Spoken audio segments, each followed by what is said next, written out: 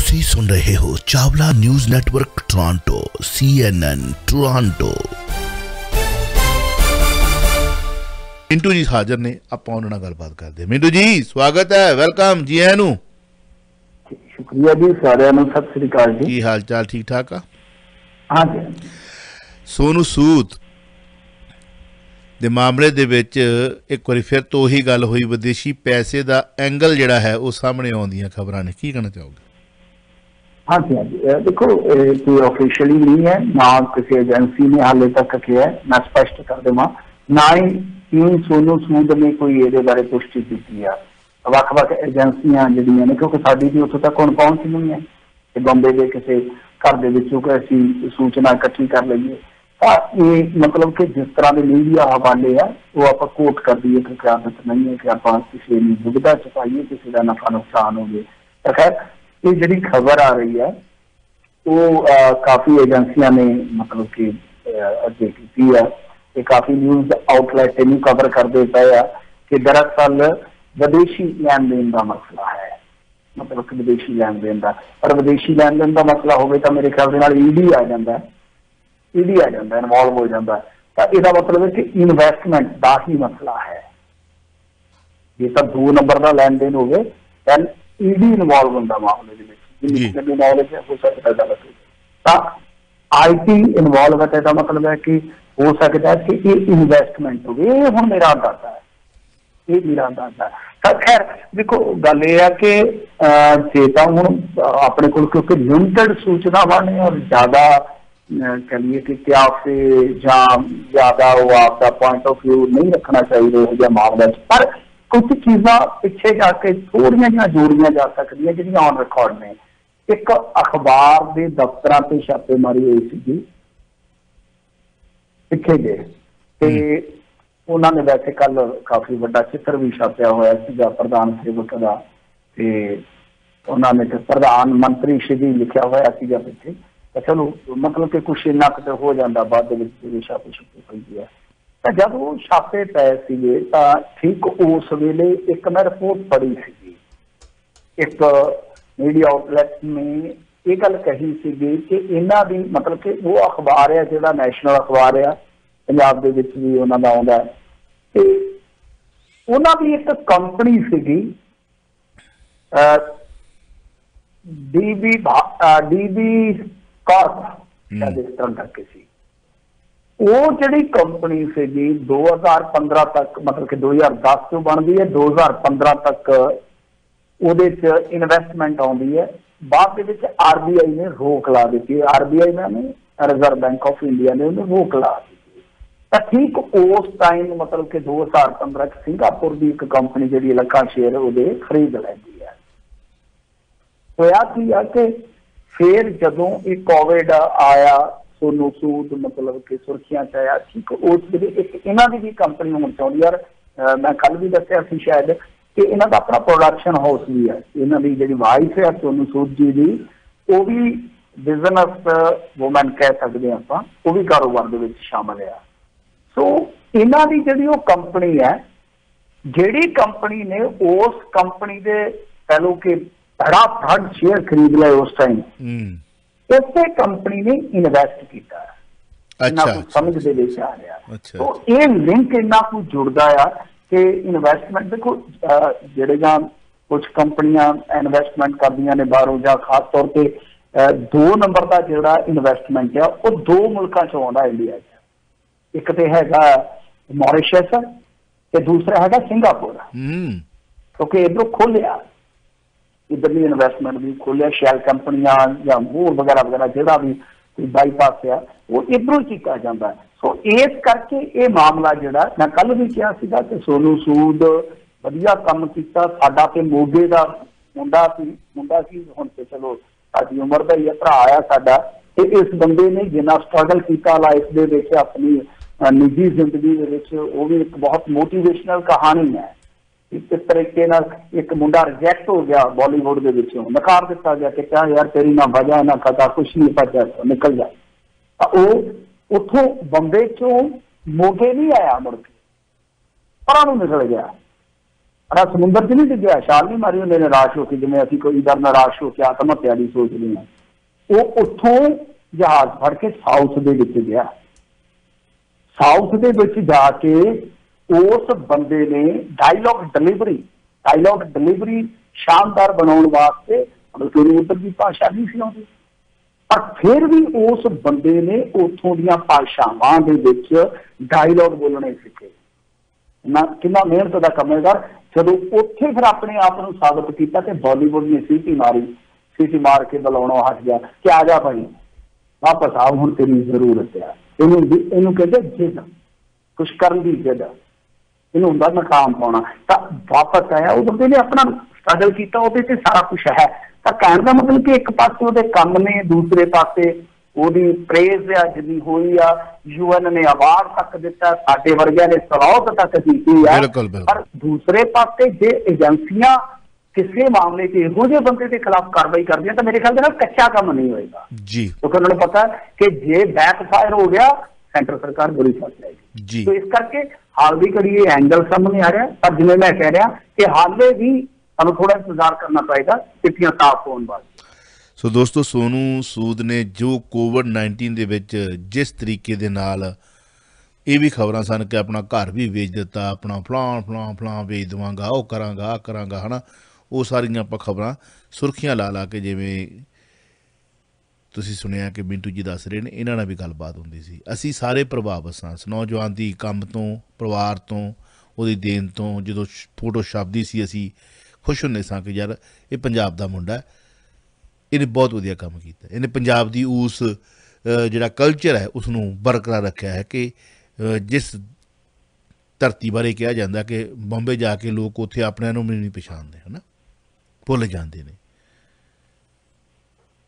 ਪਰ ਇਹਨੇ ਉੱਥੇ ਜਾ ਕੇ ਵੀ ਮਨੁੱਖਤਾ ਦੀ ਜੋ ਉਸ ਵਕਤ ਲੋੜ ਸੀ ਉਹ ਸੇਵਾ ਕੀਤੀ। ਪਰ ਸਵਾਲ ਇੱਕ ਬੜਾ ਵੱਡਾ ਹੈ ਕਿ ਵਾਕਿਆ ਹੀ ਕੀ ਇਹਦੇ ਵਿੱਚ ਐਡਾ ਵੱਡਾ ਕੋਈ ਮਾਮਲਾ ਹੈ ਜਿਹਦੇ ਵਿੱਚ ਇਸ ਵਕਤ ਜੋ ਇਹ ਐਂਗਲ ਬਣਾਇਆ ਜਾ ਰਿਹਾ। ਖੈਰ आगे देखिए होता है क्या। नौकरी विवाद ते कांगड़ हुण जिहड़ी चर्चा का विषय बनी हुई है, तरस के आधार पर, रहम के आधार के उत्ते खबर आई सी कि कांगड़ जी ने कहा है कि छोटी गल नूं तूल दी जा रही है। की कहना चाहोगे? एडी गल नहीं सी जिहड़ी तू बना के बह गया, निक्की जी गल दा खलार पै गया। हाँ जी। ते गल ये आ कि वो कहंदे आ कि कोई वड्डी गल नहीं है, कोई मतलब कि जे मेरा जवाई ना हुंदा तद भी उन्होंने नौकरी मिलनी सी। ये गल जिहड़ी वो कहंदे कि बहुत वड्डी नहीं, वड्डी इस करके बनाई गई है क्योंकि हुण मेरा दामाद है, मेरे नाल ओहदी रिश्तेदारी है। पर एक गल नाल ओह ये कहंदे आ कि देखो जी उन्हों की मौत मतलब कि जिहड़े इन्हां दे दामाद है, कुड़म जिहड़े इन्हां दे भूपी, ते उन्हां दी मौत 11 च हुई है, साडी जिहड़ी मतलब कि रिश्तेदारी 16 च पई है। ते उदों तक ते मतलब कि नौकरी वगैरह जिहड़ी है वो सारा कुछ जिहड़ा मतलब कि सारा कुछ बनदा ही सीगा। उन्हां दे कहण दा मतलब ये है कि साडी रिश्तेदारी बाहर दे विच पई है, पर वो सारा कुछ पहलां सीगा। पर जिहड़ी वो गल कहंदे ना कि छोटी जी गल, मैं भी छोटी जी गल सुना दिंदा एक। हाँ, याद है तुहाडी निक्की जी गल सुनाओ। हाँ जी, समा लंघ गया। हाँ जी, एक कंपनी दे विच ना एक बहुत वधिया दृष्टिकोण वाला मतलब कि CEO कह लो एमडी कह लो कुछ भी है, तो उस बंदे ने सारा स्टार्टअप करके तो बड़ी वधिया कंपनी खड़ी की थी। वो कंपनी जदों भी किसी को नियुक्त करती सी ना, अपॉइंट करती सी, तो जिहड़ा वो मतलब कि करता धरता मुख बंदा सी उन्हां दा प्रबंधक सीगा, वो खुद अपॉइंटमेंट लैटर जिन्हों आप कह लीए तो वो दिंदा हुंदा सी, नियुक्ति पत्र कह लीए चला भी नजर ज्वाइन कर। ये उसकी मतलब एक आदत सी, रूटीन सी।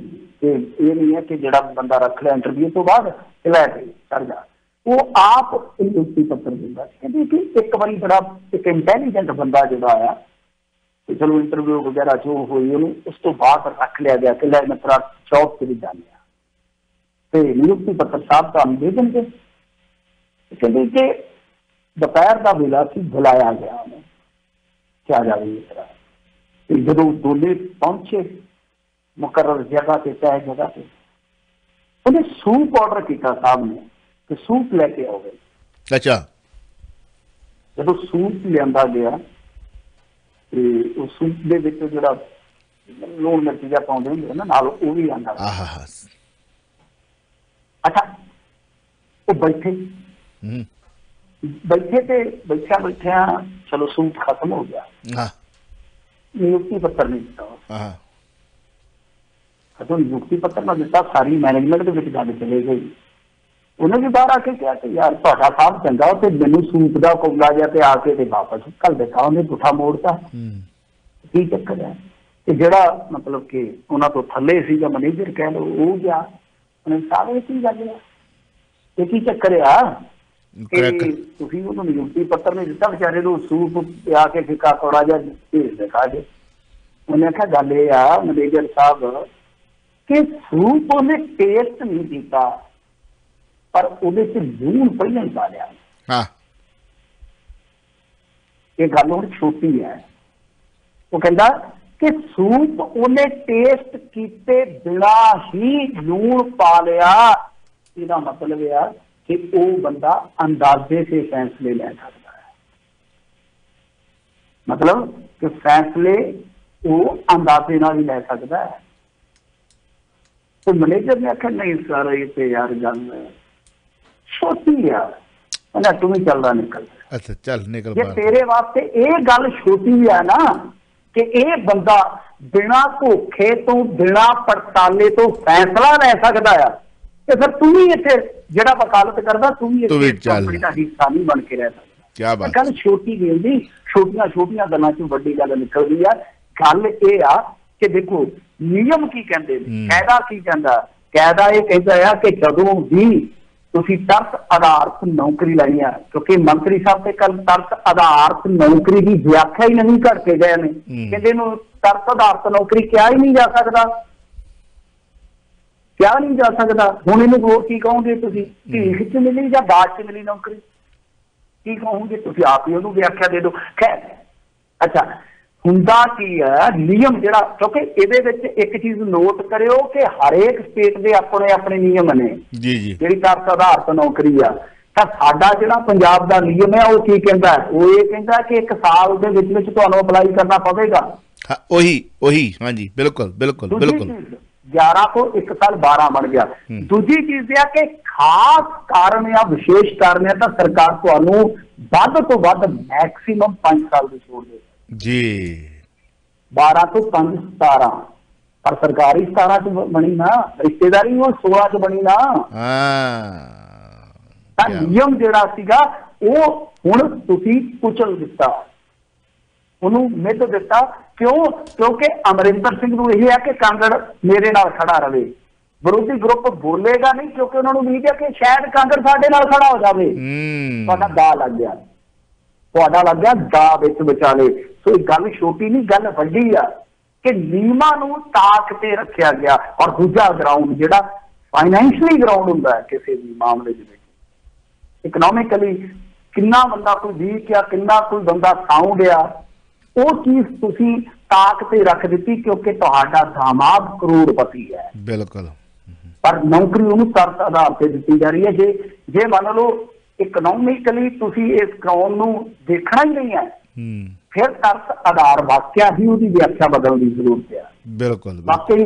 ते जे ये कहंदे कि देखो दे बाप ने ना एक रिश्वत कांड फड़ाया सी, मैं तुहानूं इदां दे रिश्वत कांड दस देना जिहड़े एक्टिविस्टां ने बहुत बहुत तकड़े फ्रॉड जिहड़े फड़े हैं। नंबर 1 ਜਿਹੜਾ ਭਗਤ ਸਿੰਘ ਸ਼ਤਾਬਦੀ ਸਮਾਗਮ ਹੋਇਆ ਸੀ ਉਹਦੇ ਵਿੱਚ ਇੱਕ ਘੁਟਾਲਾ ਹੋਇਆ ਸੀਗਾ। ਅਜੇ ਦੇਵਗਨ ਦੇ ਨਾਂ ਦਾ ਵੀ ਬਿੱਲ ਕੱਟਿਆ ਗਿਆ ਸੀ, ਅਜੇ ਦੇਵਗਨ ਆਇਆ ਹੀ ਨਹੀਂ ਸੀ। ਆਇਆ ਨਹੀਂ ਬਿਲਕੁਲ ਹਾਂ ਜੀ। ਉਹ ਘੁਟਾਲਾ ਕਿਹਨਾਂ ਨੇ ਕੱਢਿਆ ਸੀਗਾ? ਸਰਕਾਰ ਨੇ ਨਹੀਂ ਸੀ ਕੱਢਿਆ, ਉਹ ਸਾਡੇ ਜਿਹੜੇ ਐਕਟਿਵਿਸਟ ਆ ਕਿਤਨਾ ਸਾਹਿਬ ਉਹਨਾਂ ਦੇ ਗਰੁੱਪ ਨੇ ਕੱਢਿਆ ਸੀਗਾ। ਔਰ ਉਹਦੇ ਚ ਇੱਕ ISS ਸਸਪੈਂਡ ਹੋਇਆ ਸੀ ਜਿਹੜਾ ਬਾਅਦ ਚ ਭਾਜਪਾ ਨੇ ਆਪਣੇ ਚ ਸ਼ਾਮਲ ਕੀਤਾ। ਪਰ ਜਿਵੇਂ ਹੀ ਉਹਨਾਂ ਨੂੰ ਪਤਾ ਲੱਗਿਆ ਕਿ ਇਹਦੇ ਤੇ ED ਦੀ ਜਾਂਚ ਚੱਲ ਰਹੀ ਹੈ, ਵਾਪਸ ਹੋ ਗਿਆ। ਤੇ ਫਿਰ ਉਹਨਾਂ ਨੂੰ ਤੁਸੀਂ ਕਿਹੜੀ ਪੋਸਟ ਤੇ ਬਿਠਾਓਗੇ ਬਈ? ਉਹਦੇ ਐਕਟਿਵਿਸਟ ਅੱਜ ਵੀ ਵਿਚਾਰੇ ਸਕੂਟਰਾਂ ਤੇ ਧੱਕੇ ਖਾਂਦੇ ਫਿਰਦੇ ਨੇ। ਫਿਰ ਜਿਹੜੇ ਵਸ਼ਿਸ਼ਟ ਸਾਹਿਬ ਆ ਹੁਸ਼ਿਆਰਪੁਰ ਵਾਲੇ, ਜਿਨ੍ਹਾਂ ਨੇ ਹਾਈਵੇ ਘੁਟਾਲਾ ਕੱਢਿਆ ਸੀ 400 ਕਰੋੜ ਰੁਪਏ ਦਾ, ਤੇ ਉਹਨਾਂ ਨੂੰ ਤਾਂ ਮੇਰੇ ਖਿਆਲ ਦੇ ਨਾਲ ਮੁੱਖ ਮੰਤਰੀ ਦਾ ਸਲਾਹਕਾਰ ਘੱਟੋ ਘੱਟ ਲਾਉਣਾ ਚਾਹੀਦਾ ਜਾਂ ਕੈਬਨਿਟ 'ਚ ਬਿਠਾਉਣਾ ਚਾਹੀਦਾ, ਉਹਨਾਂ ਨੂੰ ਰੈਂਕ ਦੇਣਾ ਚਾਹੀਦਾ। ਪ੍ਰਸ਼ਾਂਤ ਕਿਸ਼ੋਰ ਨੂੰ ਤਾਂ ਐਵੇਂ ਤੁਸੀਂ ਸੱਦ ਰਹੇ ਹੋ ਤੇ ਇਹੋ ਜਿਹੇ ਬੰਦੇ ਨੂੰ ਸੱਦੋ। ਸੋ ਗੱਲ ਇਹ ਹੈ ਕਿ ਕਿਸੇ ਵੀ ਕਸੌਟੀ ਤੇ ਸਾਨੂੰ ਕੋਈ ਜੈਲਸ ਨਹੀਂ ਹੈ, ਮੈਨੂੰ ਕੋਈ ਜੈਲਸ ਨਹੀਂ ਹੈ ਗੁਰਸ਼ੇਰ ਦੇ ਨਾਲ। ਉਹ ਹੋ ਸਕਦਾ ਮੁੰਡਾ ਕਾਬਲੀਅਤ ਰੱਖਦਾ ਹੋਵੇ, ਬਹੁਤ ਕਾਬਲ ਹੋਵੇ, ਪੜ੍ਹਿਆ ਲਿਖਿਆ ਹੋਵੇ, ਪਰ ਗੱਲ ਇਹ ਆ ਪੈਮਾਨਿਆਂ ਦੀ, ਗੱਲ ਇਹ ਆ ਕਸੌਟੀਆਂ ਦੀ ਕਿ ਤੁਹਾਡੇ ਆਪਣੇ ਹੀ ਬਣਾਏ ਅਸੂਲ ਕਾਇਦੇ ਜਦੋਂ ਤੁਹਾਡੇ ਇੱਥੋਂ ਟੁੱਟਦੇ ਆ ਤਾਂ ਸਾਡੇ ਸਵਾਲ ਫਿਰ ਵਾਜਬ ਠਹਿਰਦੇ ਹੋ। ਬਿਲਕੁਲ ਬਿਲਕੁਲ ਬਿਲਕੁਲ ਬਿਲਕੁਲ। ਪਲੱਸ ਰਹਿਮ ਤਰਸ ਤੇ ਪਲੱਸ ਕਾਨੂੰਨ ਧਾਰਾਵਾਂ ਸਾਰੀਆਂ ਇੱਕ ਸਾਈਡ ਦੇ ਉੱਤੇ ਉਹ ਕਰਕੇ ਤੇ ਫਿਰ ਤੁਸੀਂ ਆਪਣੀ ਰਾਜਨੀਤੀ ਦੇ ਉੱਤੇ ਜਿਹੜੀ ਹੈ ਇਹ ਆ ਨਾ, ਫਿਰ ਜਨਤਾ ਦੇ ਨਾਲ ਜਿਹੜਾ ਹੈ ਉਹ ਇੱਕ ਕਿਸਮ ਦਾ ਦਗਾ ਧਰੋ। ਤੇ ਜਿਹੜੀ ਤੁਸੀਂ ਗੱਲਾਂ ਕਰ ਰਹੇ ਇਹੋ ਜਿਹੇ ਤਾਂ ਹੋਰ ਵੀ ਬੜੇ ਨੇ, ਇਹੋ ਜਿਹੇ ਤਾਂ ਬਹੁਤ ਹੋਰ ਨੇ ਜਿਨ੍ਹਾਂ ਨੂੰ ਰਹਿਮ ਦੇ ਆਧਾਰ ਦੇ ਉੱਤੇ ਜੋਬਾਂ ਮਿਲ ਸਕਦੀਆਂ ਨੇ, ਬਹੁਤ ਨੇ। ਖੈਰ ਨਹੀਂ ਬਈ ਵੌਇਸ ਆਫ ਸਿਟੀ 3020 ਐਮ 'ਤੇ ਦੋਸਤੋ ਤੁਹਾਡਾ ਕੋਈ ਕੁਐਸਚਨ ਹੋਵੇ ਤੁਸੀਂ ਕਾਲ ਕਰ ਸਕਦੇ ਹੋ 905 813 1320। ਇੱਕ ਫਰਕ ਹੈ ਇਸ ਸ਼ੋਅ ਦੇ ਵਿੱਚ, ਇੱਕ ਡਿਫਰੈਂਟ ਹੈ YouTube 'ਤੇ ਚੱਲਦੇ ਹੋਏ ਟੈਲੀਵਿਜ਼ਨਾਂ ਦੇ ਉੱਤੇ ਅਤੇ YouTube 'ਤੇ ਚੱਲਦੇ ਹੋਏ ਰੇਡੀਓ ਪ੍ਰੋਗਰਾਮ 'ਤੇ। ਇਹ ਰੇਡੀਓ ਪ੍ਰੋਗਰਾਮ ਹੀ ਹੈ under CRT rule and regulation, Canadian broadcast rule and regulation ਦੇ ਮੁਤਾਬਕ ਇਹਦੇ ਨਿਯਮਾਂ ਨੂੰ ਫੋਲੋ ਕੀਤਾ ਜਾਂਦਾ ਹੈ। ਹਰ 1 ਮਿੰਟ ਦਾ ਪੈਸਾ ਸਾਨੂੰ ਸਟੇਸ਼ਨ ਨੂੰ ਦੇਣਾ ਪੈਂਦਾ, ਘੰਟਿਆਂ ਦੇ ਹਿਸਾਬ ਨਾਲ ਸਾਨੂੰ ਪੈਸੇ ਦੇਣੇ ਪੈਂਦੇ ਨੇ। ਸਾਡੇ ਇੱਕ ਸਮਕਾਲੀ ਮਿੱਤਰ ਨੇ ਕਹਿੰਦੇ ਨੇ ਅਸੀਂ $300 ਦਿਓ ਅਤੇ ਕੋਈ ਵੀ ਰੇਡੀਓ ਸ਼ੁਰੂ ਕਰ ਲਓ। ਅੱਜ ਉਹ ਕੱਲ੍ਹ ਉਹ ਵੀ ਸਖਤੇ ਦੇ ਵਿੱਚ ਨੇ, ਜਾਣਦੇ ਹੋ ਤੁਸੀਂ, ਬੋਲਦੇ ਹੁੰਦੇ ਸੀ 300 ਦਿਓ ਅਤੇ ਰੇਡੀਓ ਸ਼ੁਰੂ ਕਰ ਲਓ। ਪਰ 300 ਰੋਜ਼ 1 ਘੰਟੇ ਦਾ ਦੇਣਾ, $300 ਰੋਜ਼ 1 ਘੰਟੇ ਦੇਣਾ। ਅੱਜ ਕੱਲ੍ਹ ਤਾਂ 300 ਨਹੀਂ ਹੈ, ਅੱਜ ਕੱਲ੍ਹ ਤਾਂ 500 ਹੈ, ਪਲੱਸ ਟੈਕਸ ਹੈ, ਪਲੱਸ ਵੱਖਰੇ ਖਰਚੇ ਨੇ। 1 ਸੈਕਿੰਡ ਦਾ ਸਾਨੂੰ ਪੈਸਾ ਪੈਂਦਾ ਹੈ, ਪਲੱਸ ਜਿਹੜੇ ਟੈਕਨੀਸ਼ੀਅਨ, ਪੱਤਰਕਾਰ, ਖਰਚੇ, ਬਿੱਲ, ਬੱਤੀਆਂ ਅਲੱਗਾ, ਪਲੱਸ ਉੱਤੇ ਸਾਡੇ ਕਾਨੂੰਨ ਦਾ ਡੰਡਾ। ਅਸੀਂ ਮਾੜੀ ਜਿਹੀ ਗੱਲ ਕੀਤੀ ਇੱਕ ਫਰਲਾ ਆਉਂਦਾ ਅਤੇ ਮੇਰੀ ਤਾਂ ਐਡੀ ਵੱਡੀ ਫਾਈਲ ਹੈ ਉੱਥੇ ਪਈ, ਐਡੀ ਵੱਡੀ, ਮੋਟੇ ਚੂਹੇ ਤੋਂ ਵੀ ਮੋਟੀ, ਹਾਂਜੀ, ਬਿਨਾਂ ਵਜ੍ਹਾ ਦਾ ਜਿਹੜੇ ਕਿਹੜ ਕੱਢਣ ਅਜੇ ਵੀ। ਇਸ ਕਰਕੇ ਕੋਈ ਵੀ ਤੁਹਾਨੂੰ ਗੱਲ ਲੱਗੇ ਕਿ ਤੁਹਾਡੇ ਮਤਲਬ ਲੱਗਦਾ ਕਿ ਰੋਂਗ ਇਨਫੋਰਮੇਸ਼ਨ ਹੈ, ਯੂ ਕੈਨ ਕਾਲ ਅਸ 905 813 1320 905 813 1320। ਨਹੀਂ ਤਾਂ ਇਹ ਸਾਨੂੰ ਪਤਾ ਹੈ ਕਿ ਜਿਵੇਂ ਓਨਟੇਰੀਓ ਦੇ ਵਿੱਚ ਕਿਰਾਏਦਾਰ ਜਿਹੜੇ ਨੇ ਉਹ ਕਿਰਾਇਆ ਦੇਣ ਬਾਰੇ ਤਾਂ ਮਿੱਠੇ ਮਿੱਠੇ ਜੇ ਮੋਮਣੇ ਜਿਹੇ ਹੋ ਜਾਣਗੇ ਤੁਹਾਡੇ ਨਾਲ, ਅਦਰਵਾਈਜ਼ ਉਹਨਾਂ ਨੇ ਕਾਨੂੰਨ ਪੜ੍ਹੇ ਹੁੰਦੇ ਨੇ, ਹਾਂਜੀ, ਜਿਹੜੇ ਨੇ ਲੈਂਡਲੋਰਡ ਅਤੇ ਟੈਨੈਂਟ ਬੋਰਡ ਦੇ ਕਾਨੂੰਨ ਉਹਨੂੰ ਪਤਾ ਹੁੰਦਾ। ਕਿਰਾਇਆ ਦੇਣ ਲੱਗਿਆ ਪਤਾ ਕਿ ਫਿਰ ਅਸੀਂ ਕਿਰਾਇਆ ਨਹੀਂ ਦਿੱਤਾ ਤਾਂ ਅਗਲਾ ਸਾਡਾ ਲਾ ਸਾਨੂੰ ਕਿਵੇਂ ਸੁਰੱਖਿਅਤ ਕਰਦਾ। ਅਤੇ ਇਵੇਂ ਤੁਹਾਨੂੰ ਪਤਾ ਹੈ ਕਿ ਮਾੜੀ ਜਿਹੀ ਗੱਲ ਜੇਕਰ ਕਰਨੀ ਹੈ ਅਤੇ ਅਸੀਂ ਸਵਾਲ ਕਰਾਂਗੇ ਅਤੇ ਉਹਦਾ ਜਵਾਬ ਮਿਲ ਜਾਣਾ। ਤੁਹਾਨੂੰ CRTC ਰੂਲ ਐਂਡ ਰੈਗੂਲੇਸ਼ਨ ਦਾ ਵੀ ਪਤਾ, ਸਾਨੂੰ ਪਤਾ ਹੈ, ਬਹੁਤ ਸਾਰਿਆਂ ਨੂੰ ਇਹ ਬੈਠੇ ਨੇ, ਕਈ ਤਾਂ ਤਾਂਗ 'ਚ ਬੈਠੇ ਹੁੰਦੇ ਨੇ ਵੀ ਗੱਲ ਕਰੇ ਚਿੱਠੀ ਪਾਈਏ। ਅੱਜ ਦਾ ਨਹੀਂ, 97 ਤੋਂ ਸਾਨੂੰ। ਸੋ ਇਸ ਕਰਕੇ YouTube, Facebook, IPTV ਬਾਕਸ ਨਾਲ ਦੀ ਨਾਲ ਪਹਿਲਾਂ ਤਾਂ ਤੁਹਾਨੂੰ ਰਿਕਾਰਡਿੰਗਾਂ ਕਢਾਉਣੀਆਂ ਪੈਂਦੀਆਂ ਸੀ, ਹੁਣ ਤੁਹਾਨੂੰ ਰਿਕਾਰਡਿੰਗਾਂ ਕਢਾਉਣ ਦੀ ਲੋੜ ਨਹੀਂ ਹੁੰਦਾ, ਸਰੇਆਮ ਇਹ ਰਿਪੀਟ ਵੀ ਹੁੰਦੇ ਨੇ ਸ਼ੋ। ਖੈਰ ਅਗਲਾ ਕੁਐਸਚਨ 905 813 1320 'ਤੇ ਆ ਸਕਦਾ। ਕੋਈ ਵੀ ਸਵਾਲ ਹੋਵੇ ਬਿਨਾਂ ਝਿਜਕ ਤੁਸੀਂ ਪੁੱਛ ਸਕਦੇ ਹੋ ਸਾਡੀ ਸਾਰੀ ਟੀਮ ਨੂੰ। RTI ਦੇ ਮੁੱਦੇ 'ਤੇ CGI ਨੂੰ ਲਿਖਿਆ ਗਿਆ ਖੱਤ, ਇੱਕ ਖੱਤ ਸੱਜਣਾ ਵੀ ਸਾਡੇ ਨਾਂ ਲਿਖਦੇ, ਚਾਹੇ ਹਾਂ ਲਿਖਦੇ ਚਾਹੇ ਨਾ ਲਿਖਦੇ। ਕਾਲ ਲੈ ਲਈਏ ਪਹਿਲਾਂ। ਵੈਲਕਮ ਜੀ। ਸਤਿ ਸ਼੍ਰੀ ਅਕਾਲ ਦਿਲਬਾਗ ਜੀ। ਸ਼ਮਸ਼ੇਰ ਜੀ ਕੀ ਹਾਲ ਚਾਲ? ਸਤਿ ਸ਼੍ਰੀ ਅਕਾਲ। ਬਹੁਤ ਵਧੀਆ। ਸਵਾਲ ਕਰ ਲਓ, ਸਾਡੀ ਇੰਟਰਵਿਊ ਚੱਲਦੀ ਹੈ, ਫਿਰ ਆਪਾਂ ਗੱਲ ਕਰਦੇ 2 ਮਿੰਟ ਹੈ ਜੀ। ਸਭ ਤੋਂ ਪਹਿਲੇ ਜਿੱਦਾਂ ਤੁਸੀਂ ਦੱਸਿਆ ਰੇਡੀਓ ਚਲਾਉਣਾ ਇਟਸ ਨੋਟ ਈਜ਼ੀ। ਜੀ ਜੀ, ਬੜੀ ਸਟਰੈਸ, ਬਹੁਤ ਇਹਦੇ ਤੇ ਕੰਮ ਹੁੰਦਾ। ਅੱਜ ਤੋਂ ਜਦੋਂ ਅਸੀਂ ਆਏ ਸੀ 40-45 ਸਾਲ ਪਹਿਲੇ, ਉਹਨਾਂ ਦਿਨਾਂ 'ਚ ਮੈਂ ਕਈ ਰੇਡੀਓ ਵਾਲਿਆਂ ਨੂੰ ਜਾਣਦਾ ਸੀ। ਅਸੀਂ ਨਾ ਟੇਪ ਬਣਾਉਂਦੇ ਹੁੰਦੇ ਸੀ ਤਾਂ ਟੇਪ ਲਾ ਦਈਦੀ ਸੀ। ਹਾਂ ਬਿਲਕੁਲ ਜੀ। ਅੱਜ ਕੱਲ੍ਹ ਲਾਈਵ ਜਿਹੜੇ ਹੁੰਦੇ ਆ ਤੁਸੀਂ ਬੜੇ ਧਿਆਨ ਦੇ ਨਾਲ ਬੈਲੈਂਸ ਕਰਕੇ ਚੱਲਣਾ ਹੁੰਦਾ ਹੈਗਾ। ਬਿਲਕੁਲ, ਹਰ ਗੱਲ ਬਹੁਤ ਚੰਗਾ ਜਿਹੜਾ ਤੁਸੀਂ ਡਿਲੇ ਸਿਸਟਮ ਵਾਲਾ ਕੀਤਾ। ਆਈ ਰੀਅਲੀ ਐਪਰੀਸ਼ੀਏਟ ਜੀ। ਬਹੁਤ ਚਿਰਾਂ ਤੋਂ ਦਿਲਬਾਗ ਜੀ ਮੈਂ ਆਪਣੇ ਸਰੋਤਿਆਂ ਦੇ ਨਾਲ ਕਾਫੀ ਚਿਰ ਤੋਂ ਨਹੀਂ ਹਾਜ਼ਰ ਹੋਏ। ਸਿੰਸ 1997 ਤੋਂ ਸਾਡੇ ਸਰੋਤਿਆਂ ਦੇ ਮੈਂ ਜਾਣਕਾਰੀ 'ਚ ਵਾਧਾ ਕਰਦਾ। 1997 ਤੋਂ ਲਗਾਤਾਰ ਸਾਡੇ ਸਪਾਂਸਰ ਨੇ ਸਰਦਾਰ ਸ਼ਮਸ਼ੇਰ ਸਿੰਘ ਜੀ। ਹੁਣ ਥੋੜੇ ਚਿਰਾਂ ਤੋਂ ਮੈਂ ਨਹੀਂ ਤੁਹਾਡੇ ਰੇਡੀਓ 'ਚ ਬਹੁਤਾ ਆਉਂਦਾ, ਪਰ ਹੁਣ ਮੈਂ ਇੱਕ ਸਿਰਫ ਅੱਜ ਅਪੀਲ ਕਰਦਾ ਵੀ ਜਿੱਦਾਂ ਇਲੈਕਸ਼ਨਾਂ ਚੱਲ ਰਹੀਆਂ, ਮੇਰੀ ਛੋਟੀ ਸਿਸਟਰ, ਰੀਅਲ ਸਿਸਟਰ ਪ੍ਰੀਤੀ ਲਾਂਬਾ, ਇਹ ਇਟੋਪਿਕਾ ਨਾਰਥ ਤੋਂ ਰਨ ਕਰ ਰਹੀ ਹੈ। ਜੀ ਤੇ ਮੈਂ ਸਿਰਫ ਇਹੀ ਅਪੀਲ ਕਰਦਾ ਜਿਹੜੇ ਸਾਡੇ ਅਟੋਕਰ ਨਾਰਥ 'ਚ ਹੰਬਰਵੁੱਡ ਵਗੈਰਾ 'ਚ ਰਹਿੰਦੇ ਨੇ ਲੋਕ, ਵੀ ਚੇਂਜ ਵਾਸਤੇ ਜ਼ਰੂਰ ਤੁਸੀਂ ਇਹ ਕਰੋ। ਅਸੀਂ ਇੱਕ ਪਾਰਟੀ ਦੇ ਨਾਲ ਸਟਿਕ ਨਹੀਂ ਹੋਣਾ ਚਾਹੀਦਾ। ਪਿਛਲੇ ਸਮਿਆਂ 'ਚ ਅਸੀਂ ਦੇਖਿਆ ਵੀ ਇਕਨੋਮਿਕ ਪਾਲਿਸੀਜ਼ ਬਹੁਤ ਵਧੀਆ ਨਹੀਂ ਰਹੀਆਂ ਔਰ ਇਲੈਕਸ਼ਨ ਵੀ ਬੇਲੋੜਾ ਵਕਤ ਦੇ ਨਾਲ ਕਰ ਦਿੱਤੀ ਗਈ ਆ। ਤੋ ਮੈਂ ਸਿਰਫ ਇਹੀ ਅਪੀਲ ਕਰਦਾ ਵੀ ਇੱਕ ਵਾਰੀ ਪ੍ਰੀਤੀ ਲਾਂਬਾ ਨੂੰ ਜ਼ਰੂਰ ਚਾਂਸ ਦਿਓ ਇਸ ਰਾਈਡਿੰਗ ਦਾ। ਉਹ ਬੜੀਆਂ ਸਾਰੀਆਂ ਆਰਗੇਨਾਈਜੇਸ਼ਨਾਂ ਦੇ ਨਾਲ ਪਹਿਲੇ ਕੰਮ ਕਰਦੀ ਰਹੀ ਹੈ, ਬਹੁਤ ਅੱਛੀ ਸੋਸ਼ਲ ਵਰਕਰ ਹੈ।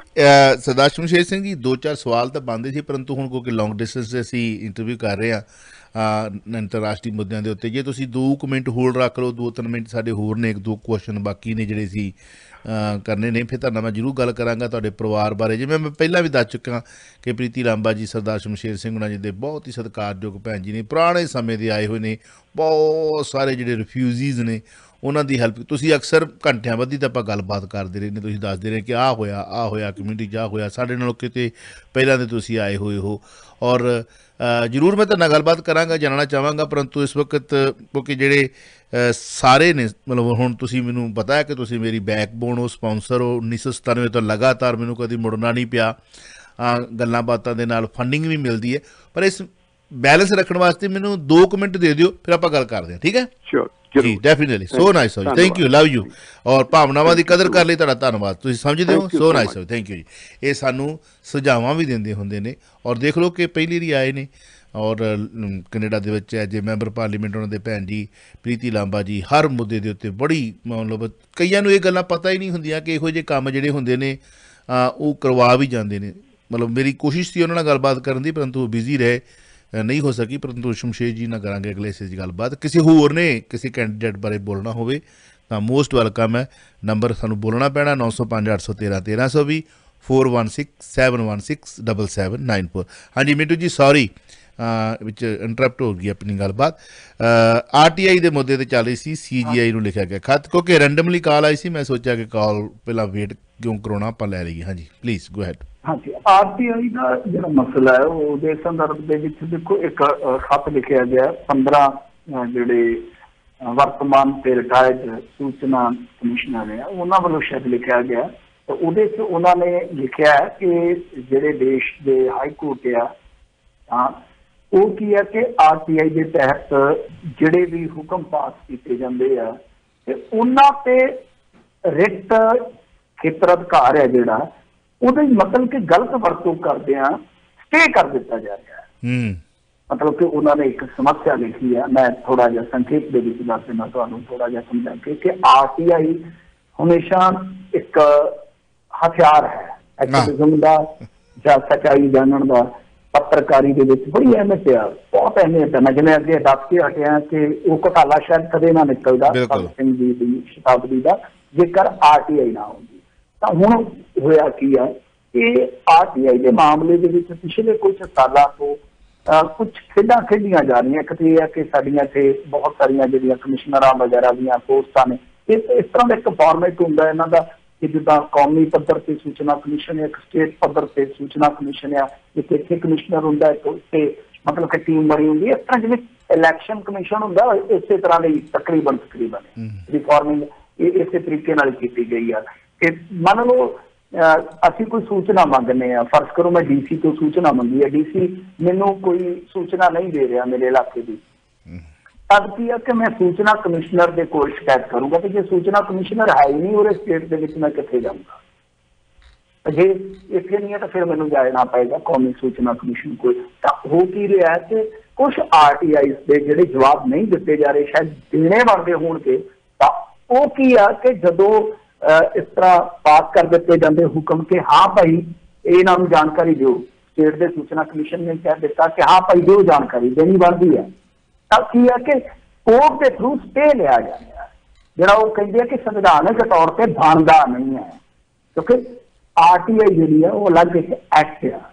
ਤਾਂ ਉਹਦੇ ਵਿੱਚ ਕੀ ਹੈ ਕਿ ਹੁਣ ਸਰਕਾਰ, ਕੇਂਦਰ ਦੀ ਜਿਹੜੀ ਸਰਕਾਰ ਆ ਉਹ ਕੁਝ ਖਾਸ ਮਾਮਲਿਆਂ ਦੇ ਵਿੱਚ ਕਿਉਂਕਿ ਖੋਲ੍ਹਿਆ RTI ਦੇ ਵਿੱਚ ਕਿ ਜਿਵੇਂ ਕੁਝ ਖੂਫੀਆ ਦਸਤਾਵੇਜ਼ ਹੁੰਦੇ ਆ, ਕੌਮੀ ਸਿਕਿਉਰਿਟੀ ਨਾਲ ਜੁੜੇ ਹੁੰਦੇ ਆ, ਉਹਦੇ ਤੋਂ ਆਰਟੀਆਈ ਜਿਹੜੀ ਆ ਸੂਚਨਾ ਨਹੀਂ ਲੈ ਸਕਦੀ। ਤਾਂ ਬਹੁਤ ਸਾਰੀਆਂ ਚੀਜ਼ਾਂ ਜਿਹੜੀਆਂ ਸੂਚਨਾਵਾਂ ਦੇਣ ਦੇ ਦਾਇਰੇ 'ਚ ਆਉਂਦੀਆਂ, ਕਈ ਵਾਰ ਉਸ ਮੱਦ ਦਾ ਪ੍ਰਯੋਗ ਕਰਕੇ ਰੋਕ ਦਿੱਤੀਆਂ ਜਾਂਦੀਆਂ। ਇੱਕ ਸਮੱਸਿਆ ਇਹ ਆ, ਤਾਂ ਦੂਸਰੀ ਸਮੱਸਿਆ ਇੱਕ ਹੋਰ ਸਾਹਮਣੇ ਖੜੀ ਹੋ ਗਈ। ਇੱਕ ਤਾਂ ਕਿ ਅਸਾਮੀਆਂ ਜਿਹੜੀਆਂ ਜੋ ਵੀ ਬਣਦੀਆਂ ਉਹ ਨਹੀਂ ਹੈਗੀਆਂ, ਤਾਂ ਦੂਸਰਾ ਇਹ ਹੈ ਕਿ ਸਟੇ ਹੋ ਰਹੇ ਨੇ ਮਾਮਲੇ, ਜਿਹਦੇ ਤੋਂ ਚਿੰਤਤ ਹੋ ਕੇ ਕੁਛ ਇਸ ਤਰ੍ਹਾਂ ਦੇ ਜਿਹੜੇ ਆਰਟੀਆਈ ਨਾਲ ਹੀ ਜੁੜੇ ਲੋਕ ਆ ਉਹਨਾਂ ਨੇ ਪੱਤਰ ਲਿਖਿਆ ਜੀ।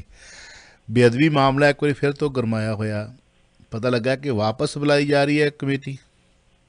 ਹਾਂਜੀ, ਦੱਸਦੇ ਆ ਕਿ ਹੁਣ 5 ਮੈਂਬਰੀ ਕਮੇਟੀ ਜਿਹੜੀ ਆ ਵਾਪਸ ਬੁਲਾ ਲਈ ਜਾਏਗੀ, ਔਰ ਇਸ ਤੋਂ ਇਲਾਵਾ ਜਿਹੜੇ ਜਥੇਦਾਰ ਜੀ ਆ ਰਘਵੀਰ ਸਿੰਘ, ਉਹਨਾਂ ਨੂੰ ਵੀ ਕਿਹਾ ਜਾ ਰਿਹਾ ਕਿ ਅਸਤੀਫਾ ਦੇਣ। ਤੇ ਉਹ ਕਹਿੰਦੇ ਆ ਕਿ ਦੇਖੋ ਜੇ ਮੇਰੇ ਅਸਤੀਫੇ ਦੇ ਨਾਲ ਇਹ ਘਟਨਾਵਾਂ ਰੁਕ ਜਾਣਗੀਆਂ ਤਾਂ ਮੈਂ ਤੇ 5 ਮਿੰਟ ਨਹੀਂ ਲਾਉਂਦਾ, ਕਿਉਂਕਿ ਮੇਰੇ ਲਈ ਸੰਗਤ ਜਿਹੜੀ ਹੈ ਉਹ ਗੁਰੂ ਰੂਪ ਹੈ। ਤੋ ਇਸ ਕਰਕੇ ਮੈਨੂੰ ਕੋਈ ਦਿੱਕਤ ਪਰੇਸ਼ਾਨੀ ਨਹੀਂ ਹੈਗੀ, ਜੇ ਚਾਹੋਗੇ ਤਾਂ ਮੈਂ 5 ਮਿੰਟਾਂ ਦੇ ਵਿੱਚ ਅਸਤੀਫਾ ਦੇ ਦੇਵਾਂਗਾ। ਪਰ ਗੱਲ ਇਹ ਆ ਕਿ ਦੇਖੋ ਅਸਤੀਫਾ ਹੋਵੇ ਜਾਂ ਕੁਛ ਕਾਰਵਾਈ ਹੋਵੇ, ਇਹ ਤਾਂ ਹੀ ਸਾਰਥਕ ਆ ਜੇ ਮਸਲੇ ਦੀ ਜੜ ਤੱਕ ਪਹੁੰਚਿਆ ਜਾਵੇ।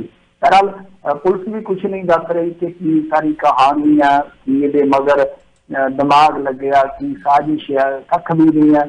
ਔਰ ਦੂਸਰੇ ਪਾਸੇ ਦੇਖੋ ਗੱਲ ਇਹ ਹੈ ਕਿ ਮੇਰਾ ਮੰਨਣਾ ਇਹ ਆ ਜ਼ਾਤੀ ਤੌਰ ਤੇ ਕਿ ਅਸਤੀਫਾ ਤਾਂ ਬਣਦਾ ਹੈ, ਜਾਂ ਕਾਰਵਾਈ ਜਿਹੜੀ ਪ੍ਰਬੰਧਕੀ ਵੀ ਬਣਦੀ ਆ ਕਿ ਕਿਸ ਤਰ੍ਹਾਂ ਉਹ ਬੰਦਾ ਜਾ ਕੇ ਉੱਥੇ ਬੈਠਾ ਵਾ, ਕਿਸ ਤਰ੍ਹਾਂ ਮਤਲਬ ਕਿ ਕੋਈ ਮੁਲਾਜ਼ਮ ਹੀ ਤੁਹਾਨੂੰ ਦਿਖਾਈ ਦਿੰਦਾ। ਉਹ ਇੱਕ ਔਰਤ ਨੇ ਉੱਥੇ ਰੌਲਾ ਪਾਇਆ ਤੇ ਮੌਜੂਦਾ ਮੌਕੇ ਤੇ ਜਿਹੜਾ ਕੋਈ ਥਾਣੇਦਾਰ ਸੀ ਉਹਨੇ ਆ ਕੇ ਉਹਨੂੰ ਅਰੈਸਟ ਕੀਤਾ। ਮਤਲਬ ਕਿ ਤੁਹਾਡਾ ਪ੍ਰਬੰਧਕੀ ਢਾਂਚਾ ਜਿਹੜਾ ਉਹਦੇ ਵਿੱਚ ਤੇ ਕੁਛ ਵੀ ਐਸਾ ਨਹੀਂ ਜਾਪਿਆ ਕਿ ਪਿਛਲੀਆਂ ਘਟਨਾਵਾਂ ਤੋਂ ਸਬਕ ਲਿਆ ਹੋਵੇ ਜੀ। ਹਾਲਾਂਕਿ ਇਹ ਵੀ ਚੀਜ਼ ਮੈਂ ਕਹਾਂਗਾ ਕਿ ਕਿਸੇ ਪਾਪੀ ਦੇ ਮਨ ਦੇ ਵਿੱਚ ਕੀ ਪਾਪ ਚੱਲ ਰਿਹਾ ਵਾ, ਉਹ ਭਾਪਣਾ ਕਿਸੇ ਵੀ ਥਰਮਾਮੀਟਰ ਲਈ ਮੇਰੇ ਖਿਆਲ ਦੇ ਨਾਲ ਸੁਭਾਵਕ ਨਹੀਂ ਆ, ਜਿਹੜੀ ਸੰਭਵ ਵੀ ਨਹੀਂ ਹੈ। ਜੀ ਜੀ ਜੀ ਜੀ ਆਪਾਂ ਨੂੰ ਨਹੀਂ ਪਤਾ ਕਿ ਸੰਗਤ ਦੇ ਵਿੱਚ ਬੈਠਾ ਕੋਈ ਬੰਦਾ ਕੀ ਕਰਤੂਤ ਕਰੇਗਾ, ਪਰ ਫਿਰ ਵੀ ਕੁਛ ਨਾ ਕੁਛ ਮੌਕੇ ਤੇ ਤਾਂ ਹੋਣਾ ਚਾਹੀਦਾ ਨਾ। ਉੱਥੇ ਮੰਨ ਲਓ ਇਹਦਾ ਕੋਈ ਨੁਕਸਾਨ ਹੋ ਜਾਂਦਾ ਨਾ, ਤਦ ਵੀ ਮੇਰੇ ਖਿਆਲ ਦੇ ਨਾਲ ਇੱਕ ਬਹੁਤ ਰੌਲੇ ਵਾਲੀ ਗੱਲ ਹੋ ਜਾਂਦੀ ਹੈ। ਬਿਲਕੁਲ ਵੱਡੀ ਗੱਲ ਵੈਸੇ ਮਾਰਤਾ ਜੀ, ਫਲਾਹ ਹੋ ਗਿਆ, ਤਮਖਾਹ ਹੋ ਗਿਆ, ਫਰਜ਼ ਕਰੋ ਜੋ ਵੀ ਨੁਕਸਾਨ ਹੋ ਜਾਂਦਾ, ਤਾਂ ਉਹੀ ਚੀਜ਼ਾਂ ਜਿਹੜੀਆਂ ਨੇ ਉਹ ਕਿਤੇ ਨਾ ਕਿਤੇ ਮੇਰੇ ਖਿਆਲ ਦੇ ਨਾਲ ਕੁਤਾਈ ਦੇ ਰੂਪ ਚ ਸਾਹਮਣੇ ਹੈ ਕਿ ਕੁਤਾਈ ਵੀ ਹੁੰਦੀ ਆ। ਦੂਜੀ ਚੀਜ਼ ਇਹ ਆ ਕਿ ਜਿਸ ਤਰੀਕੇ ਨਾਲ ਕਮੇਟੀ ਵਾਪਸ ਬੁਲਾਈ ਜਾ ਰਹੀ ਆ ਤੇ ਉਹ ਵੀ ਮੇਰੇ ਖਿਆਲ ਦੇ ਨਾਲ ਨਿਰਾਸ਼ਾਜਨਕ ਹੈ, ਕਿਉਂਕਿ ਇਸ ਕਮੇਟੀ ਦਾ ਕੰਮ ਇਹ ਵੀ ਸੀਗਾ ਕਿ ਜਿੰਨੀ ਵੀ ਇਨਵੈਸਟੀਗੇਸ਼ਨ ਹੋ ਰਹੀ ਹੈ ਸ਼ਾਇਦ ਉਹ ਇਹਨਾਂ ਦੇ ਸਾਹਮਣੇ ਹੋ ਰਹੀ ਹੈ।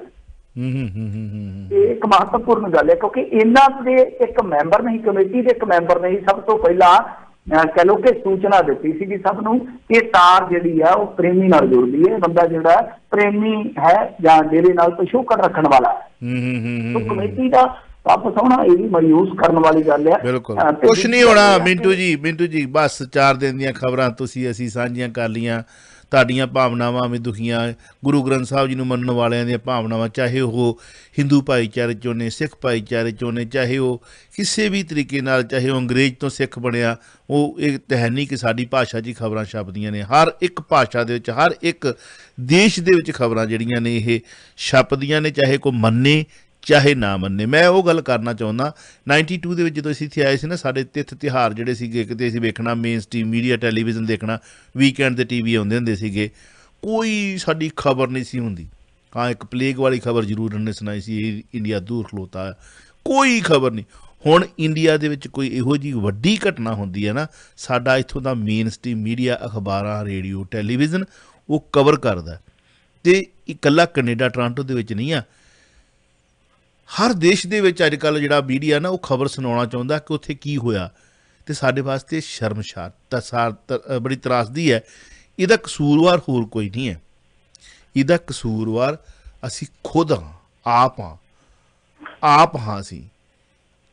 ਅਸੀਂ ਆਗੂ ਹੀ ਇਹੋ ਜਿਹੇ ਚੁਣ ਲਏ ਨੇ ਕਿ ਅਸੀਂ ਹੱਥਾਂ ਨਾਲ ਦਿੱਤੀਆਂ ਹੋਈਆਂ ਜਿਹੜੀਆਂ ਗੰਢਾਂ ਉਹਨਾਂ ਨੂੰ ਖੋਲ੍ਹਣ ਲਈ ਮਜਬੂਰ ਹੋਏ। ਸੋ ਬਹੁਤ ਬਹੁਤ ਧੰਨਵਾਦ। ਲਾਈਨ ਕੱਟੀ ਗਈ ਮਿੰਟੂ ਜੀ ਦੀ, ਵੈਸੇ ਸਵਾਲ ਵੀ ਆਖਰੀ ਸੀ, ਬਿਨਾਂ ਕਾਲਰ ਨੇ, ਦੇਖਦੇ ਹਾਂ ਕੀ ਕਹਿਣਾ ਚਾਹੁੰਦੇ। ਵੈਲਕਮ ਜੀ। ਹਾਂਜੀ ਸਤਿ ਸ਼੍ਰੀ ਅਕਾਲ ਜੀ। ਸਤਿ ਸ਼੍ਰੀ ਅਕਾਲ। ਹਾਂਜੀ ਮੈਂ ਇਹ ਪੁੱਛਣਾ ਸੀਗਾ ਕਿ ਜਿਵੇਂ ਤੁਸੀਂ ਕਹਿ ਰਹੇ ਹੋ ਕਿ ਕੁਛ ਨਹੀਂ ਹੋਣਾ, 3-4 ਦਿਨਾਂ ਦੇ ਵਿੱਚ ਭੁੱਲ ਭੁਲਾ ਜਾਣਾ, ਮੈਨੂੰ ਲੱਗਦਾ ਹੁਣ ਤਾਂ ਫਿਰ ਕੁੱਲ ਜਿੰਨੇ नहीं मैं तो क्या मैं लफ्ज वरत्या ही नहीं भी जी 3-4 दिन भुल भुला जाना मैं कहा इस मसले का कदे कुछ बनना की बनया अजे तक दसो तुसीं मैनूं ਹਾਂਜੀ ਉਹੀ ਤਾਂ ਮੈਂ ਕਹਿ ਰਿਹਾ ਹਿਰਦੇ ਜ਼ਰੂਰ ਬਲੁੰਦਰੇ ਗਏ ਜਿਹੜੇ ਕਿਹਨਾਂ ਦੇ ਬਲੁੰਦਰੇ ਗਏ ਇੱਕ ਮਿੰਟ ਹਿਰਦੇ ਸਾਡੇ ਤੁਹਾਡੇ ਬਲੁੰਦਰੇ ਗਏ ਨੇ ਤੇ ਬਲੁੰਦਰੇ ਰਹਿਣੇ ਆ ਜਿਹੜੇ ਅਸਲੀ ਗੁਰੂ ਨਾਨਕ ਦੇ ਸਿੱਖ ਨੇ ਮੈਂ ਉਹ ਗੱਲ ਕਹੀ ਆ ਹਾਂਜੀ ਹਾਂਜੀ ਨਹੀਂ ਮੈਂ ਇਹ ਪੁੱਛਣਾ ਚਾਹੁੰਦਾ ਕਿ ਇਹ ਤਾਂ ਮੈਨੂੰ ਐ ਲੱਗਦਾ ਕਿ ਆਪਣੀ ਸ਼ਾਰਟ ਮੈਮਰੀ ਤਾਂ ਸਾਰੇ ਮਤਲਬ ਕੇਸਿਸ ਦੇ ਵਿੱਚ ਹੀ ਹੋ ਗਈ ਕਿ ਆਪਾਂ ਕੁਝ ਵੀ ਹੁੰਦਾ ਬਸ 3-4 ਦਿਨਾਂ ਦਾ ਰੌਲਾ ਪੈਂਦਾ ਤੇ ਬਸ ਫਿਰ ਉਹਦਾ ਉਹੀ ਹਾਲ ਹੋ ਜਾਂਦਾ ਉਸੇ ਉਹਨਾਂ ਕੰਮਾਂ ਦੇ ਵਿੱਚ ਲੋਕ ਫਿਰ ਰੁੱਝ ਜਾਂਦੇ ਨੇ ਆਪਣਿਆਂ ਦੇ ਵਿੱਚ ਬਿਲਕੁਲ ਤੁਹਾਡੀ ਗੱਲ ਸਹੀ ਹੈ ਜੀ ਅਸੀਂ ਵੇਖੋ ਉਸ ਸਮੇਂ ਦੇ ਉਸ ਯੁੱਗ 'ਚ ਰਹਿ ਰਹੇ ਹਾਂ ਕਿ ਜਿਸ ਯੁੱਗ ਦੇ ਵਿੱਚ ਸਾਨੂੰ ਕਾਨੂੰਨ ਜਿਹੜਾ ਹੈ ਨਾ ਉਹਨੂੰ ਫੋਲੋ ਕਰਨ ਵਾਸਤੇ ਕਿਹਾ ਜਾਂਦਾ ਹੁਣ ਵੇਖ ਲਓ ਕਿ ਕੱਲ ਤੱਕ ਤਾਲਿਬਾਨ ਜਿਹੜਾ ਹੈ ਉਹਦੀਆਂ ਹਰ ਬੰਦਾ ਉਹਨਾਂ ਨੂੰ ਆਤੰਕਵਾਦੀ ਖੂੰਖਾਰ ਅੱਜ ਉਹਨਾਂ ਨੂੰ ਲੜਾ ਕੇ ਕਹਿਣ ਲੱਗ ਪਿਆ ਨਾ ਇਹਨੂੰ ਕਹਿੰਦੇ ਆ ਛੱਤਰ ਦਾ ਕਾਇਮ ਹੋਣਾ ਇਹਨੂੰ ਕਹਿੰਦੇ ਜੁੱਤੀ ਦਾ ਕਾਇਮ ਹੋਣਾ ਅੱਜ ਕਹਿਣ ਲੱਗ ਪਿਆ ਨਾ ਖਾੜਕੂ ਉਹਨਾਂ ਨੂੰ ਲੜਾ ਕੇ ਕਹਿਣ ਲੱਗ ਪਿਆ ਨਾ ਇਹ ਆ ਜਿਹਦੀ ਜੁੱਤੀ ਉਹਦੀ ਭੈਂਸ ਤੇ ਸਾਡੇ ਜਿਹੜੇ ਕੌਮ ਦੇ ਆਗੂ ਨੇ ਨਾ ਮਤਲਬ ਮੇਰੇ ਮੂੰਹ 'ਚ ਬਹੁਤ ਕੁਝ ਨਿਕਲ ਜਾਂਦਾ ਹੁੰਦਾ ਪਰ ਕੌਮ ਮੈਂ ਜਦ ਭਾਵੁਕ ਹੋ ਜਾਂਦਾ ਤੇ ਫਿਰ ਮੈਨੂੰ ਕਹਿੰਦੇ ਹੁੰਦੇ ਕਈ ਭਾਵੁਕ ਨਾ ਹੋਇਆ ਕਰ ਕਿਉਂਕਿ ਬਹੁਤ ਕੁਝ ਸਾਡੇ ਕੌਮ ਦੇ ਆਗੂਆਂ ਨੇ ਜੋ ਹੁਣ ਘਸਿਆਰੇ ਬਣਾ ਕੇ ਰੱਖ ਦਿੱਤਾ ਨਾ ਇਹਨਾਂ ਨੂੰ ਆਉਣ ਵਾਲੇ ਦਿਨਾਂ ਦੇ ਵਿੱਚ ਇਹਨਾਂ ਨੂੰ ਖੁਦ ਵੇਖਿਓ ਤੁਸੀਂ ਚਟਨੇ ਪੈਣੀਆਂ ਨੇ ਜੁੱਤੀਆਂ ਇੱਥੇ ਤੁਸੀਂ ਇੱਥੇ ਅਸੀਂ ਦੇਖਿਓ ਤੁਸੀਂ ਕੀ ਹੁੰਦਾ ਜਿਸ ਤਰੀਕੇ ਨਾਲ ਹਾਲਾਤ ਪੈਦਾ ਕਰ ਦਿੱਤੇ ਗਏ ਨੇ ਦੋਸ਼ੀਆਂ ਨੂੰ ਸਜ਼ਾ ਦਿਵਾਉਣਾ ਇਹਨਾਂ ਦਾ ਫਰਜ਼ ਹੈ ਇਹਨਾਂ ਦਾ ਧਰਮ ਹੈ ਪਰ ਇਹ ਇੰਨੇ ਗਿਰ ਚੁੱਕੇ ਨੇ ਕਿ ਇਹ ਵਿਕੇ ਹੋਏ ਨੇ ਉਹਨਾਂ ਦੇ ਆਗਿਆਂ ਦੇ ਕੋਲੋਂ ਇਹ ਦਲਾਲ ਬਣ ਕੇ ਕੌਮ 'ਚ ਵਿਚਰ ਰਹੇ ਨੇ ਹੋਰ ਦੱਸੋ ਕੀ ਕਹਿਣਾ ਚਾਹੁੰਦੇ ਹਾਂਜੀ ਬੇਟੂ ਜੀ ਕੱਟੀ ਗਈ ਸੀ ਲਾਈਨ ਹਾਂਜੀ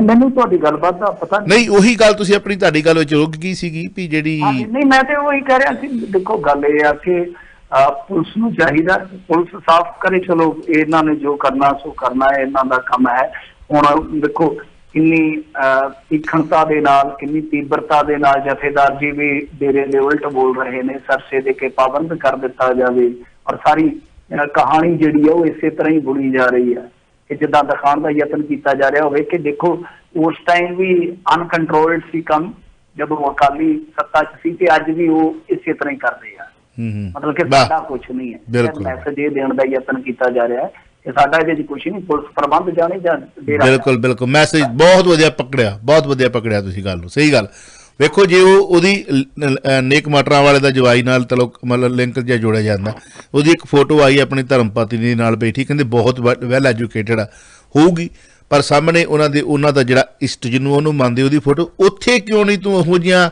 ਦਾਰੂ ਦੀਆਂ ਬੋਤਲਾਂ ਰੱਖ ਕੇ ਬਹਿ ਸ਼ਰਾਬਾਂ ਰੱਖ ਕੇ ਬਹਿ ਜਾਂ ਸਿਗਰਟਾਂ ਬੀੜੀਆਂ ਰੱਖ ਕੇ ਬਹਿ ਉੱਥੇ ਤੇ ਤੂੰ ਬੜਾ ਸਾਫ਼ ਸੁਥਰੇ ਤਰੀਕੇ ਨਾਲ ਬੈਠਾ ਤੇ ਦੂਜੇ ਧਰਮ ਦੇ ਵਿੱਚ ਜਾ ਕੇ ਤੇ ਤੂੰ ਉੱਥੇ ਉਹਨਾਂ ਦੇ ਤਖਤਾਂ ਦੇ ਉੱਤੇ ਇਹੋ ਜਿਹੀਆਂ ਹਰਕਤਾਂ ਕਰਦਾ ਮਤਲਬ ਮੁੜ ਕੇ ਕਹਿਣਗੇ ਜੀ ਇਹ ਪਾਗਲ ਸੀ ਇਹ ਉਹ ਹੋ ਗਿਆ ਆਹ ਹੋ ਗਿਆ ਇਹ ਸਰਟੀਫਿਕੇਟ ਤਾਂ ਮੁੜ ਕੇ ਲੈਣੇ ਪੈਂਦੇ ਨੇ ਇਹਨਾਂ ਨੂੰ ਫਿਰ ਇਹ ਅਖਬਾਰਾਂ 'ਚ ਵੀ ਛਪ ਜਾਂਦਾ ਤੇ ਅਖਬਾਰਾਂ ਵਾਲੇ ਛਾਪ ਵੀ ਦਿੰਦੇ ਕਿਉਂਕਿ ਮੁੜ ਕੇ ਹੱਡੀ ਵੱਡੀ ਪਈ ਹੁੰਦੀ ਉਹਨਾਂ ਨੂੰ ਹੁਣ ਕਿੰਨਾ ਕੁ ਬੋਲੀਏ ਦੱਸੋ ਮਨ ਦੁਖੀ ਹੁੰਦਾ ਨਾ ਜਦੋਂ ਗੱਲ ਨੂੰ ਛੇੜ ਬੈਠੀ ਤਾਂ ਫਿਰ ਮਨ ਦੁਖੀ ਹੁੰਦਾ ਬਹੁਤ ਬਹੁਤ ਧੰਨਵਾਦ ਤੁਹਾਡਾ ਥੈਂਕ ਯੂ ਵੈਰੀ ਮਚ ਸ਼ੁਕਰੀਆ ਤੁਸੀਂ ਸੁਣ ਰਹੇ ਹੋ Chawla news network Toronto CNN Toronto.